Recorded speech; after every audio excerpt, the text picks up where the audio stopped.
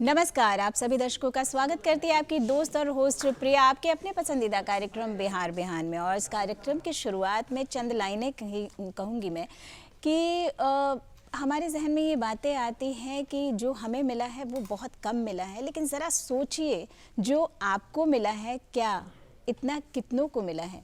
जी हाँ, इस लाइन में वो सारी बातें हैं जिसे अगर हम समझ लेना तो हमारी खुशियों का जो पैरामीटर है या खुशियों का जो रेशियो है वो ज़्यादा से ज़्यादा बढ़ जाएगा, क्योंकि जो हमें मिला रहता है हम उसे उसकी खुशियों को जीने के बजाय हम दूसरों से खुद को कंपेयर करते हैं कि किसे कितना मिला है, और हम अपनी उस खुशियों को ना जी करके इस दुख में और इस पीड़ा में आ जाते हैं कि उस चीज़ को कैसे अचीव करें। तो इस बात को छोड़ करके जो हमारे पास है उस खुशी को हम जिएं और जो मिला है उसे बिल्कुल अच्छे तरीके से सकारात्मक सोच के साथ अपने जीवन में रखें, क्योंकि वही हमें मिलता है जो हम डिज़र्व करते हैं बनिस्बत इसके कि जो हम चाहते हैं। क्योंकि हमारी चाहते तो बहुत कुछ हैं, हमारी चाहतों का कोई अंत नहीं है, लेकिन जो ईश्वर समझते हैं कि जिसे हम डिज़र्व करते हैं वो वही देते हैं। यही सारी बातें हैं जो सकारात्मक सोच जो है वो हमारे भीतर ज़रूर होनी चाहिए। और चूँकि रविवार की सुबह है और रविवार की सुबह हम बिल्कुल अपने पूरे 6 दिन की जो दिनचर्या होती है, जो भाग दौड़ होता है, उससे थोड़ा रिलैक्स होते हैं और रविवार के दिन को बिल्कुल रिलैक्स होकर के फिर से ऊर्जावान होने के लिए ये रिलैक्सेशन भी ज़रूरी है। तो अपने बिहार बिहान कार्यक्रम में भी हम यही हर रोज़ कोशिश करते हैं कि कुछ ऐसी बातें करें, कुछ ऐसे विचार आपके साथ साझा करें जिससे आपको सकारात्मक सोच मिले, अच्छे जीवन को जीने का एक रास्ता मिले। रास्ता मतलब ये कि अच्छी सोच होगी तभी तो हम अच्छी बातें सोच पाएंगे, सकारात्मक सोच आ पाएगी। तो इसके लिए चलिए सबसे पहले देखते हैं आज के अनमोल विचार को।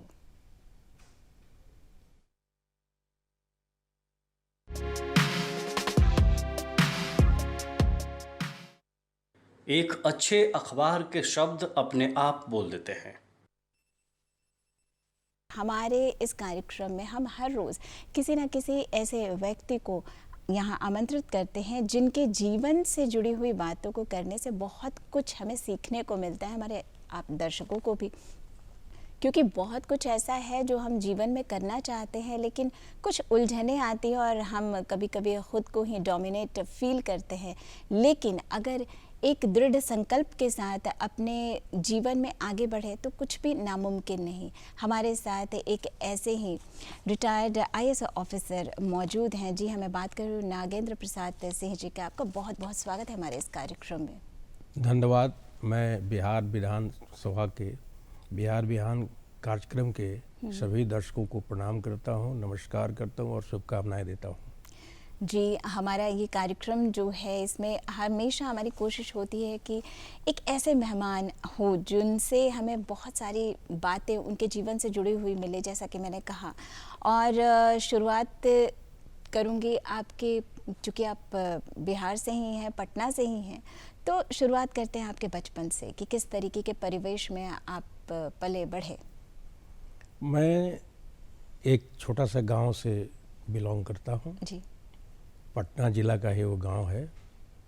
और जब हम लोगों का स्कूलिंग शुरू हुआ तो अपने गांव से स्कूल बी रोयारा स्कूल है, उसकी दूरी लगभग 4 किलोमीटर थी। और हम लोग सभी विद्यार्थी जो भी गांव के लोग थे सभी लोग पैदल जाया करते थे 4 किलोमीटर। बरसात के दिनों में काफ़ी मुश्किल का सामना करना पड़ता था। कई जगह पानी भी लगता था, 2 फीट से 3 फीट, 3 फीट से 4 फीट भी पानी लगता था। और हम लोग डेली जाया करते थे। मॉर्निंग में जब क्लासेस 6:30 बजे होता था वो भी हम लोग टाइम से पहुंचा करते थे। जी जी। और स्कूल जाने में आने में, अब गर्मी के दिन में 12:30 बजे क्लास छूटता था तो उस समय भी पैदल ही हम लोग आते थे। मतलब उस बीच वो में जो छाया की खोज करते थे हम लोग कि कहाँ छाया मिले कि तपती धूप में जो है हम लोग अपने आप को बचा पाएँ। तो कठिनाई का युग था ही। अब तो काफ़ी सुविधाएं मिल गई हैं। अब सब जगह सड़क का निर्माण हुआ है, विकास काफ़ी हुआ है, तो काफ़ी अंतर है। उस समय जो हम लोग विद्यार्थी थे निश्चित रूप से काफ़ी चैलेंजेज हम लोगों ने फेस किया है। और व्यक्ति को चैलेंजेस फेस करना चाहिए लाइफ। ये बेहद ज़रूरी है, वो हाँ, पुख्ता जब करता तक है। जो है चैलेंज फेस करने के लिए हमेशा तत्पर रहना चाहिए और मेहनत करना चाहिए। बिल्कुल तो बेहद हम लोगों ज़रूरी। ने काफ़ी परिश्रम किया, पढ़ाई लिखाई में काफ़ी मेहनत किया। उस समय भी कुछ बनने की चाहत थी, समाज सेवा करने की भी चाहत थी। हम तो किसान परिवार से आते हैं, जी। तो किसान का जो कार्यक्रम है, काम करना है, खेती बाड़ी का काम करना है, उसमें भी हम लोग अपने गार्जियन को सहयोग दिया करते थे।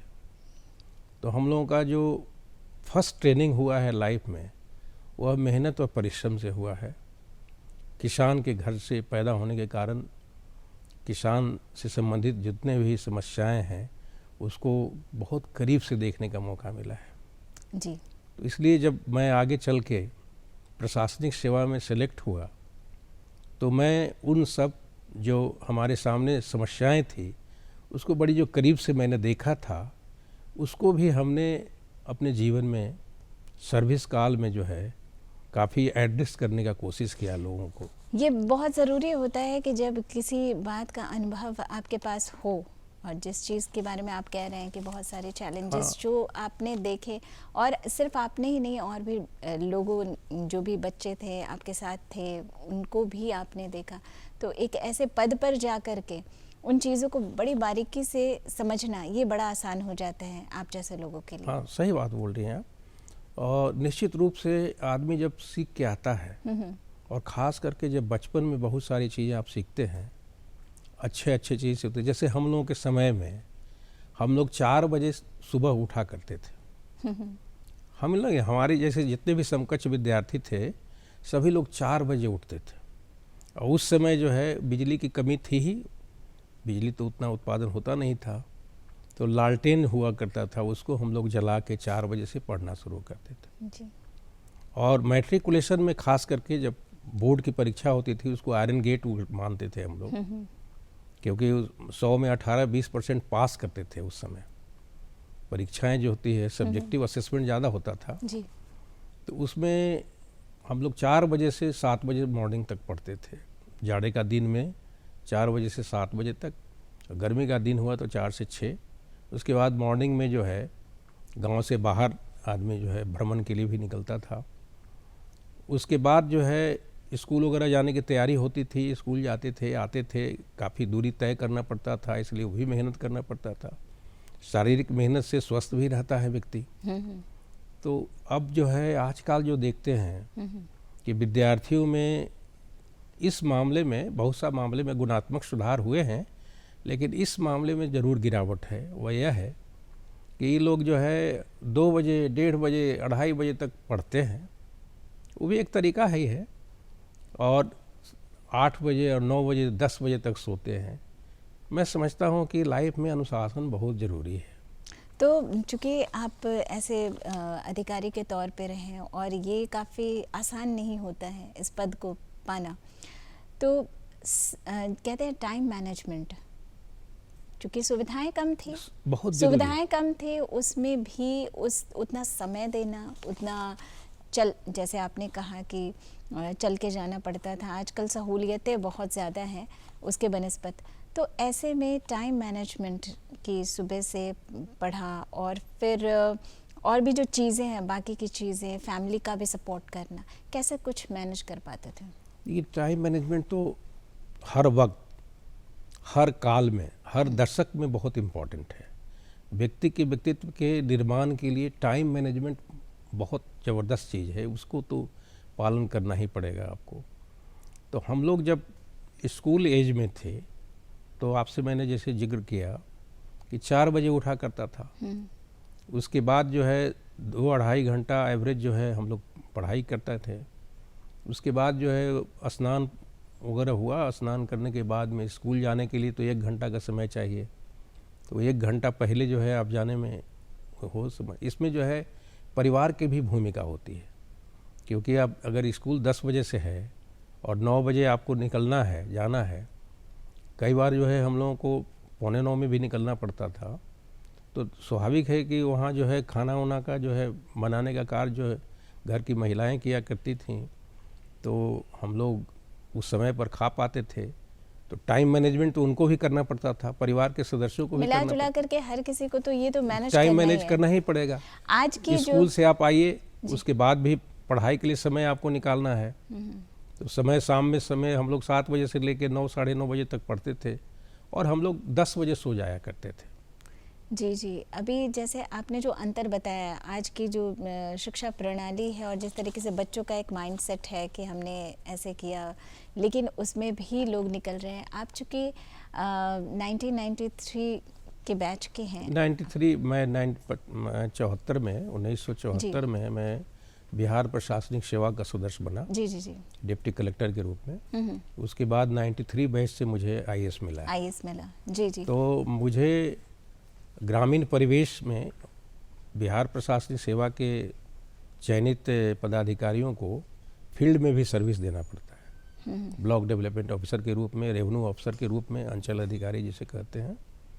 तो हम लोग फील्ड में भी जाया करते थे, इसलिए गांव से निकले थे और गांव को विकास करना था। तो ये आपके लिए बड़ा आसान जो है हमको एक अनुभव प्राप्त था। जी जी। तो गांव को विकास करना था। जब हमारी फर्स्ट पोस्टिंग हुई 25 साल के एज में, तो बहुत ही इंटीरियर ब्लॉक में पोस्टिंग हुई, बहुत ही, जहाँ सड़क नाम की चीज़ ही नहीं। 4-5 किलोमीटर पक्की सड़क थी, 175 स्क्वायर किलोमीटर का जगह था, गया जिला का अतरी जगह। वहाँ जो है जाने पे कोई सड़क नहीं, हाथी की यात्रा करते थे, हाथी पर चढ़ के जाते थे पहुँचे। इवन लॉ एंड ऑर्डर की समस्या भी होती थी, तो पानी बहुत रहता था, तो मेले हम लोग जाया करते थे, तो कठिनाई थी। तो उसमें गांव में अब वहाँ हमने समस्या पाया, वहाँ देखा कि यहाँ इरिगेशन बेल की ज़रूरत है। तो हम लोगों ने जो है इरिगेशन, तो समझ रहे थे कि हाँ सिंचाई ज़रूरी है, सिंचाई के बिना तो पैदावार संभव है नहीं, तो हम लोग उसका निर्माण शुरू किया।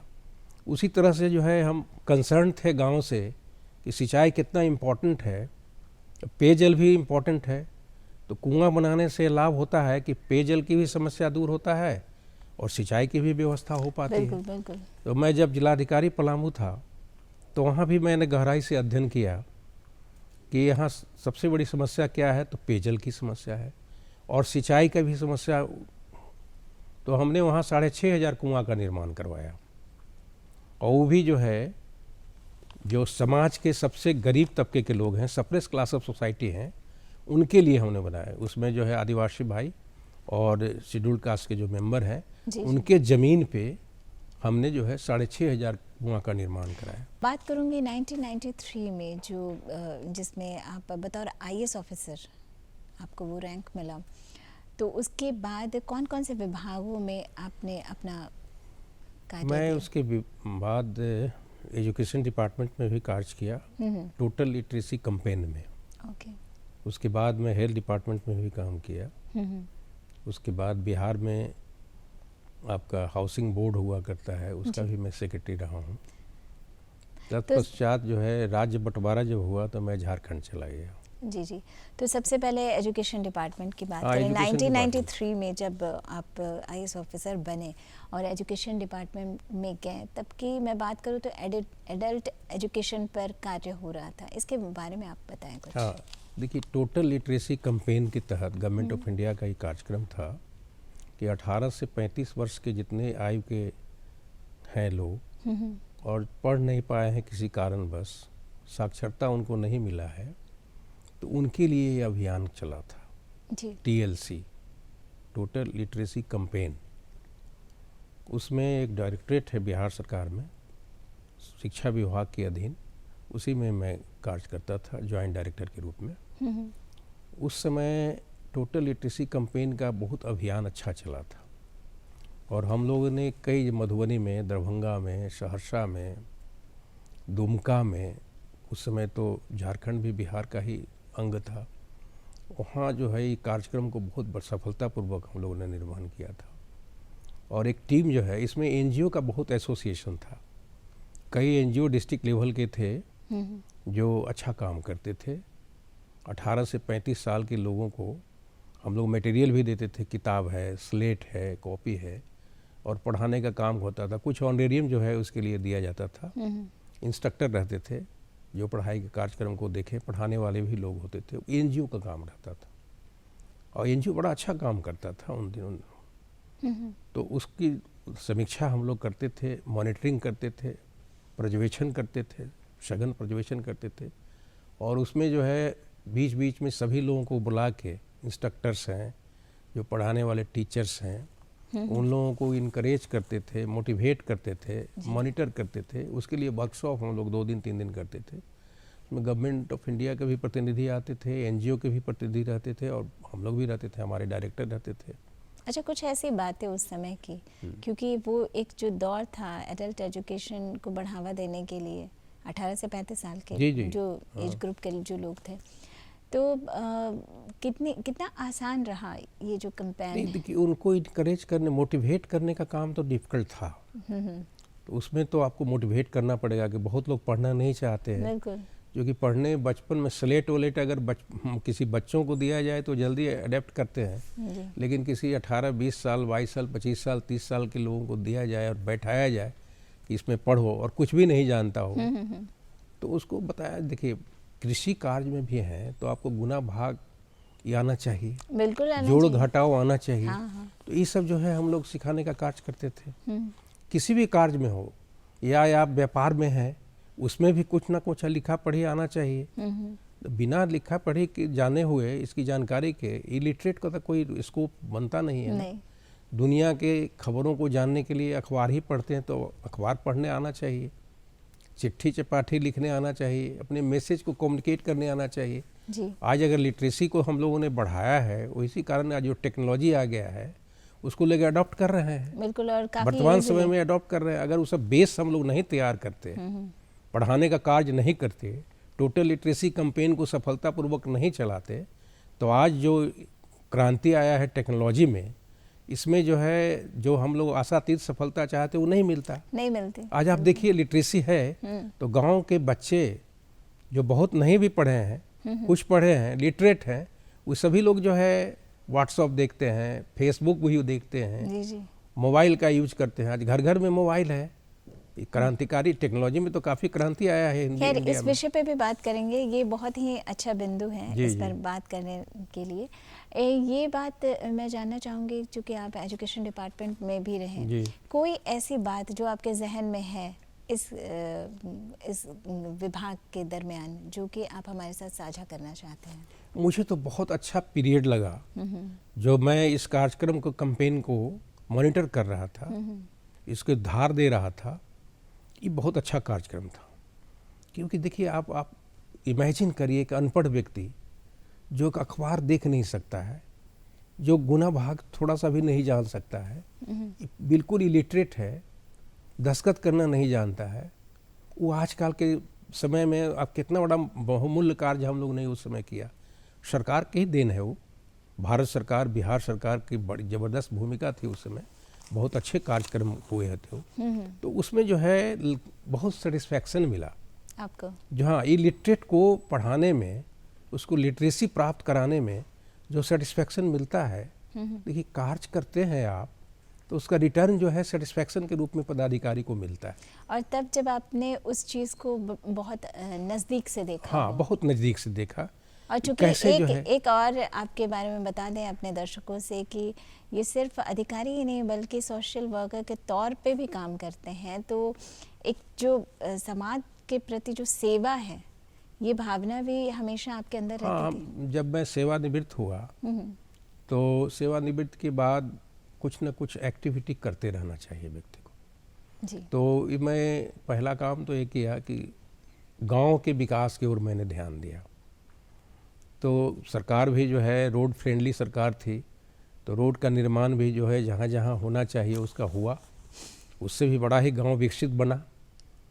निश्चित रूप से वो अच्छा काम हुआ है। प्रधानमंत्री ग्राम सड़क योजना जो है भारत के इतिहास में एक क्रांतिकारी कदम है और इससे जो है गांव का विकास हुआ है।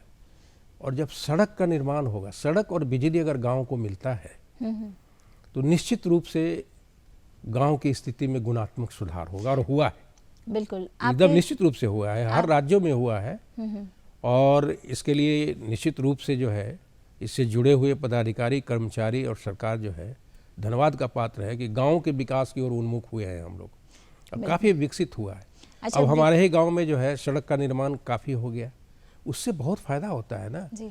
मंडी में जो है अनाज बेचने के लिए आप जाइएगा तो कम कॉस्ट लगेगा आपको, तो किसान को उसमें फ़ायदा होगा।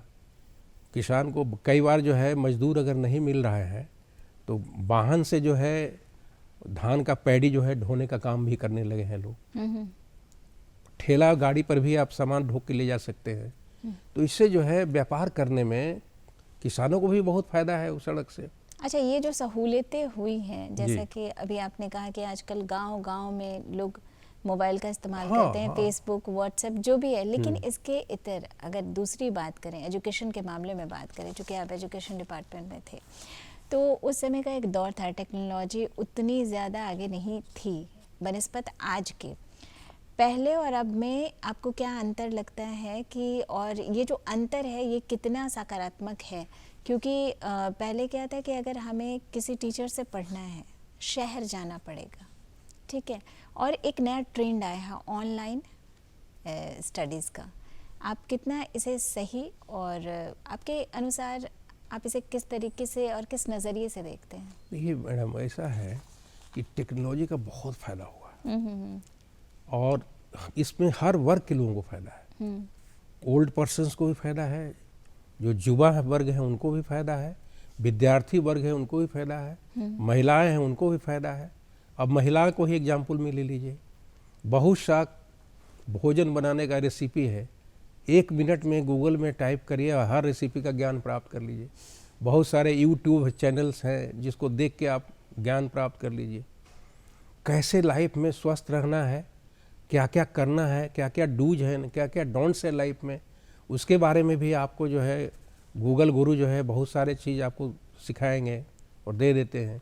यहाँ तक कि आपको मेडिसिन्स का नाम भूल गए हैं या किसी रोग विशेष में मेडिसिन को प्राप्त करना है, मेडिसिन्स को वेरीफाई करना है, उसका क्या यूटिलिटी है, आप गूगल टाइप करेंगे तो देखेंगे कि आपका सब यूटिलिटी के बारे में बताएगा। बच्चे हैं उनको पढ़ने का मटेरियल नहीं है, जितना चाहिए वो मटेरियल नहीं है, सब मटेरियल वहाँ मिलता है। यहाँ तक कि जो बर्थडे में कम्युनिकेट करते हैं गुड विशेज, उसके भी बहुत सारे स्लोगन्स आपको मिल जाएंगे जी। ये तो टेक्नोलॉजी है, के सहारे लेकिन पे। बच्चों की जो छात्रों की बात करें, शिक्षा की बात करें, जी। आप कितना सहमत हैं ऑनलाइन क्लासेस से? ऑनलाइन क्लासेज भी माने अच्छा है, दिस इज गुड। अब आप देखिए एक बड़ा ज़बरदस्त चीज़ आया, पूरे संसार उससे प्रभावित हुआ है, कोरोना डिजीज़ से, जी। कोविड-19 से। इस पीरियड में टेक्नोलॉजी ने कितना बड़ा सहारा दिया। मैंने तो पाया है कि इंजीनियरिंग के विद्यार्थी भी घर पे बैठ के और 1 साल का कोर्स जो है पूरा कर लिया इंजीनियरिंग का। मेरी खुद की नतनी जो है 1 साल का कोर्स जो है घर पे ही बैठ के ऑनलाइन ही पूरा की और अच्छे अंक से प्राप्त की। जी। पोता भी जो है हमारा खुद का ऑनलाइन क्लास करके जो है 12th में अच्छा रिजल्ट लाया। तो ऑनलाइन क्लास का बहुत फ़ायदा है, घर घर में फ़ायदा है। तो मैं एग्जाम्पल देखा हूँ वो आपको दे रहा हूँ जी। बहुत ही फ़ायदा है। तो इसमें ऑनलाइन जैसे आपका कोरोना में जो कि इसके लिए बड़ा हम लोगों को संतोष भी है और गर्व भी है अपने देश पर कि इसको जो है 140 करोड़ का देश बहुत अच्छे तरह से हम लोग मैनेज किया इस बीमारी को। और नहीं तो आप दूसरे कंट्री को आप देख लें, हमारे यहाँ जो है टेक्नोलॉजी के क्षेत्र में इंडिया जो है संसार में एक अच्छे कंट्री के रूप में जाना जाता है जी। और भी ढेर और आप सारी देखेंगे कितने इंजीनियर्स जो है, आप अमेरिका में जाएं देखें आपके सभी गूगल का हो, व्हाट्सएप का हो, अधिकांश लोग जो है जो टॉप पद पर हैं सब भारतीय हैं। गौरव की बात है। एक बात मेरे जहन में है, चूँकि बहुत सारे विभागों में आपने कार्य अपना दिया और कार्य किया, लेकिन एक कहते हैं ना कि किसी विभाग में बहुत ज़्यादा संतुष्टि जो मिलती है, जैसे हम कार्य तो सभी विभागों में करते हैं, वो हमारी ड्यूटी है खुद, लेकिन किसी विभाग में जाकर के वो एक संतुष्टि मिलना कि मैं जो करना चाहता था या हूँ वो मैं खुल के कर पा रहा हूँ, तो ये कहाँ मिला आपको?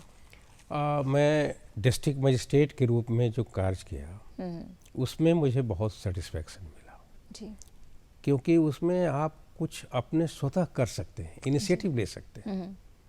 एग्जाम्पल के तौर पे जब मैं सरायकेला डिस्ट्रिक्ट का डिस्ट्रिक्ट मजिस्ट्रेट था तो वहाँ एक अभियान चला था गरीबों के लिए आवास बनाने का योजना, दीनदयाल उपाध्याय जी के नाम से। उस योजना में झारखंड गवर्नमेंट जो है सभी जिला को एक टारगेट दिया था। लगभग 6000 घर जो है हम लोग ने बनाया था। उस निर्माण कार्य में एक अभियान के रूप में चलाया, सारे प्रखंड विकास पदाधिकारी, सारे अंचल अधिकारी, और यहाँ तक कि हमें बहुत अच्छा कोऑपरेशन मिलता था सुपरिटेंडेंट ऑफ पुलिस से। मैं उनका जो है कोऑपरेशन लेने में समर्थवान था। मैं काफ़ी उनको मुख्य धारा में जोड़ा अपने पीरियड में। उसके लिए जो है राज्य सरकार से हम लोगों को काफ़ी प्रशंसा भी किया जाता था कि बहुत बेस्ट कोऑर्डिनेशन इन दोनों के बीच में है। तो उनकी सेवाएं भी हम इसमें लेते थे। मटेरियल में कहीं पिलफरेज ना हो, कोई बिचौलिया का कोई भूमिका नहीं हो मटेरियल सप्लाई में। इसके लिए हम लोग ने थाना प्रभारी को इन्वॉल्वमेंट किया, जो बहुत कम लोग करते। ये नया इनिशिएटिव है जी। इस सरकार का कोई इंस्ट्रक्शन नहीं रहता है, ये नया इनिशिएटिव। उनको इन्वॉल्व किया कि मटेरियल के सप्लाई में कोई बिचौलिया की भूमिका नहीं सुनिश्चित हो, ताकि जो है मटेरियल सही सही लोकेशन पर जा सके। कि गरीब घर बनाता है और उसी कार्य करने का अधिकार उसी को दिया जाता है कि वो अपने स्वयं अपने पसंद से घर बनाए। उसमें हमने एक स्कीम को जोड़ा। अच्छा। मनरेगा टाइप का एक स्कीम था जिसमें रोड का निर्माण भी होता था, तो इस स्कीम को उसके साथ जोड़ दिया। कुआं का निर्माण जो है पानी पीने के लिए भी जो है उससे कर सकते हैं, खास करके शेड्यूल्ड कास्ट और शेड्यूल्ड ट्राइब के व्यक्तिगत भूमि पर भी कुआं का निर्माण किया जा सकता है। तो उसको भी हमने उसी स्कीम को जोड़ा, जो कन्वर्शन ऑफ स्कीम किया। तो उसको जोड़ने से फ़ायदा हो गया। वो आवास योजना में तो केवल आवास बनाने के लिए पैसा मिलता था सरकार से, हमने एक नया इनिशिएटिव लिया उसमें। दूसरी बात जो है, हमने जो उस दरमियान पाया कि एक गांव में अगर 100 शेड्यूल्ड कास्ट के या शेड्यूल्ड ट्राइब के परिवार रहते हैं, तो उसमें जो गरीब का आइडेंटिफिकेशन जो होता है बिलो पॉवर्टी लाइन का, उसमें 95 व्यक्ति को किया गया है और 5 व्यक्ति को छोड़ दिया गया। जो सर्वे करने वाली टीम रही होगी, उस सर्वेक्षण में कुछ कमियां मैंने देखी। तो नया इनिशिएटिव लिए हमारा सौभाग्य था कि उसी जिला से माननीय मुख्यमंत्री जी भी बिलोंग करते थे। अच्छा। तो मुख्यमंत्री जी को का ध्यान मैंने आकृष्ट किया। नयापन बता रहा हूँ कि जो 5 परिवार छूटा हुआ है, ये अच्छी बात नहीं है, इनको जो है कवर करने का कोई उपाय होना चाहिए। तो उन्होंने कहा कि कैसे क्या उपाय हो सकता है। उनका कि उपाय ये हो सकता है कि डिस्ट्रिक्ट मजिस्ट्रेट स्वयं निरीक्षण करके आश्वस्त हो जाए, संतुष्ट हो जाए कि 5 भी इस बिलो पॉवर्टी लाइन के श्रेणी में आने योग्य है। तो उनको घर क्यों छोड़ा जाएगा? उससे अच्छी स्थिति वाले परिवार को घर बन रहा है और बहुत बुरी स्थिति में है, लेकिन किसी कारणवश जो लोअर लेवल का जो फंक्शनरी है, जो पंचायत सेवक कर्मचारी है, उन्होंने आइडेंटिफिकेशन में उसका नाम छोड़ दिया। या वहाँ जो विलेज पॉलिटिक्स में भी कुछ लोग रहते हैं जो इन्वॉल्व हो जाते हैं जी। वो छूट गया। उसको जो है मुख्यमंत्री जी ने अप्रिशिएट किया और वहाँ से गाइडलाइन भेजा और उसको हमने इंक्लूड करवाया। और सब पूरा एक गांव को पूरा सेचुरेट कर दिए। जितने एलिजिबल कैटेगरी के हैं बिलो पॉवर्टी लाइन के उम्मीदवार, उनको हम लोगों ने घर दिया। इस तरह से एक टाइम बाउंड पीरियड में 6000 घर का हमने बनवाया। बल्कि उस राज्य में मुख्यमंत्री जी को इस बात का बड़ा संतोष हुआ कि उनका जिला जो है इस मामले में प्रथम हुआ। तो हम लोगों ने वो घर बना के सब लोगों को घर दिया और वो घर के साथ होलिस्टिक अप्रोच किया। उस घर के साथ हमने सड़क का निर्माण कराया, पेयजल के लिए जो है कुआं का निर्माण करा दिया, कुछ सिंचाई का भी काम किया, सिंचाई कूप के रूप में, और पीने का भी काम किया। उसी तरह से पलामू का जब मैं जिलाधिकारी हुआ तो पलामू में भी हमने पाया कि यहाँ कुआं की बहुत आवश्यकता है। तो थोड़ा बिग साइज का कुआं बनाए, बिग डायमीटर का, ताकि इरिगेशन में भी काम कर सके। 1 बीघा 1.5 बीघा में जो है सब्जी उब्जी का उत्पादन कर सके। वो नया इनिशिएटिव लिया हमने। उसमें जो है कैबिनेट तक में डिस्कशन हुआ कि एक ही जिला में एक कुआं का निर्माण हो रहा है, वो भी मनरेगा में किया, क्योंकि मनरेगा के गाइडलाइन में कहीं भी इस तरह का दिया हुआ नहीं था। लेकिन उस गाइडलाइन में दिया हुआ था कि आप शेड्यूल्ड कास्ट और शेड्यूल्ड ट्राइब के गरीब के जो निजी ज़मीन है, उस ज़मीन पर उनका निजी काम कोई कर सकते हैं। उसी नियम को मैं परिप्रेक्ष्य में लेते हुए और कुआं, हम कहा कुआं क्यों नहीं होगा, 60-40 का रेशियो हुआ करता था मनरेगा में जी। तो 60-40 के रेशियो को मेंटेन करने के लिए जो है हमने उस गांव में तालाब का भी निर्माण कराया, जो कि 100% मिट्टी का काम होता है, और इसमें जो है 70% के आसपास जो है पक्का काम हो जाता है। जी। तो दोनों को मिला के जो है एवरेज हमारा ब्लॉक का और जिला का निकल गया 60-40। तो इस तरीके से तो जो नियम भी पालन हो गया, ये नया इनिशिएटिव भी हो गया और काम भी हो गया, काफ़ी यूटिलिटी का योजना हुआ। तो इस तरीके से एक जो सेटिस्फेक्शन मिलना चाहिए वो जी, आपको मिला। सेटिस्फेक्शन हुआ। दूसरी बात जो है हमने ये पाया कि अनुमंडल पदाधिकारी जब मैं था उस समय भी मैं महसूस किया था कि टीचर्स लोग जो है कभी कभी स्लैक होते हैं, समय से स्कूल नहीं पहुंच पाते हैं। तो उसका एक अभियान चलाया, तो नया इनिशिएटिव लिया, एक अभियान चलाया कि टाइम से सब लोग जाएं, और उसमें काफ़ी गुणात्मक सुधार हुआ, लोग टाइम से आने लगे।